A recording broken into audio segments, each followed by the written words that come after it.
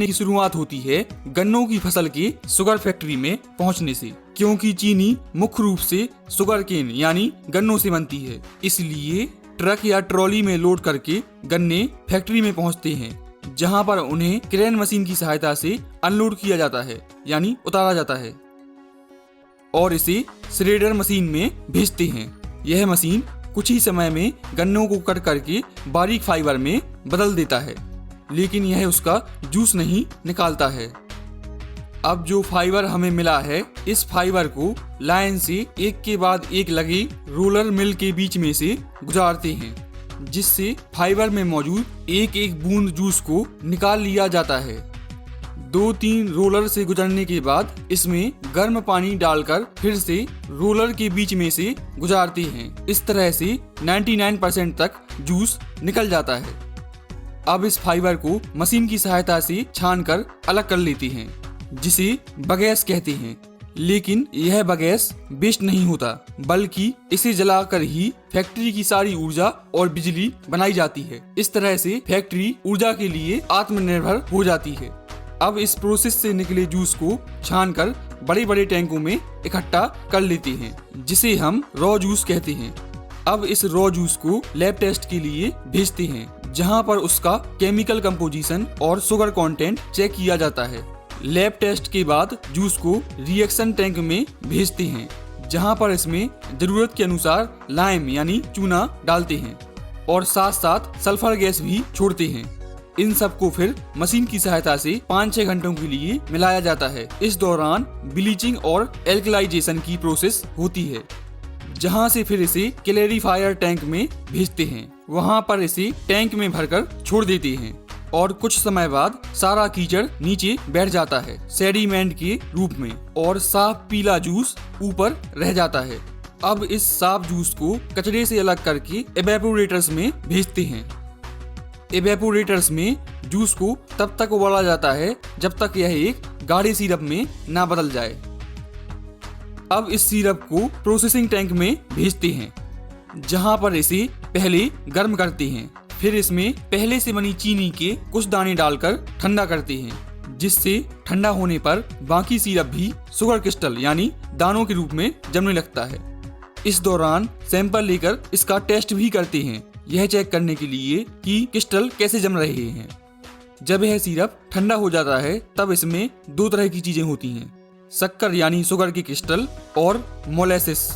Molasses एक गुड़ की तरह दिखने वाला लिक्विड होता है, लेकिन यह गुड़ नहीं होता। अब इस सिरप को सीरीज में लाइन से लगी सेंट्रीफ्यूजिस मशीन में डालते हैं। यह मशीन 1 मिनट में 1000 से 2000 बार घूमती है। इस मशीन में एक बारीक छन्नी लगी होती है, जिससे शुगर के क्रिस्टल बाहर नहीं निकल सकते, लेकिन मोलेसिस बाहर निकल जाता है। पर इस मोलेसिस में भी कुछ शुगर के क्रिस्टल रह जाते हैं, इसलिए इस मोलेसिस को भी 2-3 बार सेंट्रीफ्यूजिस मशीन से गुजारते हैं, जिससे ज्यादातर शुगर के क्रिस्टल निकल जाएं। अब इन शुगर क्रिस्टल को इकट्ठा करके कन्वेयर की सहायता से ड्रायर में भेजते हैं, जहां पर इसे हल्के गर्म वातावरण में सुखाया जाता है। अब हमें हल्के भूरे रंग की यानी ब्राउन कलर की शुगर यानी चीनी मिल जाती है, जिसे रॉ शुगर कहते हैं। लेकिन अभी यह उस तरह की सफेद नहीं होती। जिस सफेद चीनी का इस्तेमाल हम लोग करते हैं, उसे रिफाइंड शुगर कहते हैं। रॉ शुगर से रिफाइंड शुगर बनाने के लिए रॉ शुगर को डिस्टिल्ड वाटर यानी पानी में अच्छी तरह से घोल लेते हैं, ताकि सारे क्रिस्टल अच्छे से घुल जाएं। फिर उसे सैंड एंड ग्रेवल फिल्टर से गुजारते हैं, जो इसमें मौजूद रेत और कंकड़ आदि को छानकर अलग कर देता है। वहां से फिर इसे डीकलराइजेशन टैंक में भेजते हैं, जहां पर चीनी को सफेद करने की प्रोसेस होती है।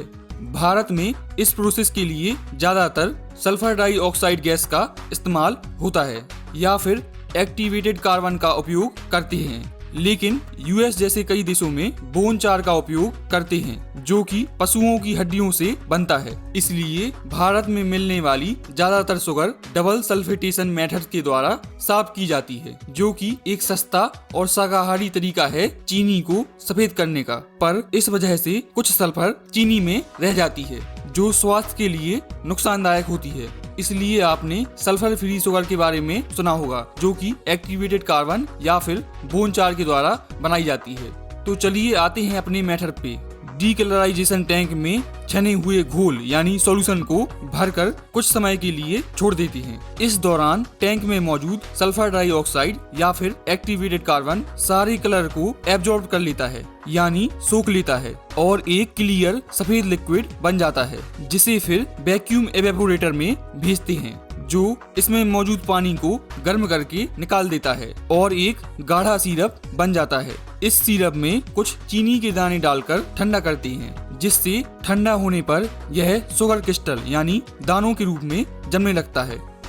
अब एक बार दोबारा इसे सेंट्रीफ्यूजेस मशीन्स में डालते हैं, जिसमें बारीक छन्नी होती है जिनसे चीनी यानी शुगर के क्रिस्टल नहीं निकल सकते, लेकिन पानी और मोलेसिस के बचे हुए पार्टिकल्स निकल जाते हैं, क्योंकि यह मशीन बहुत तेजी से घूमती है, जिस कारण सेंट्रीफ्यूगल फोर्स जनरेट होता है और सिर्फ व्हाइट शुगर क्रिस्टल यानी सफेद चीनी के दाने रह जाते हैं, जिसे फिर घूमते हुए रोटेटिंग ड्रायर मशीन में भेजते हैं, जो इसमें मौजूद नमी को अलग कर देता है और जो शुगर क्रिस्टल यानी दाने आपस में चिपके रहते हैं उन्हें भी अलग कर देता है।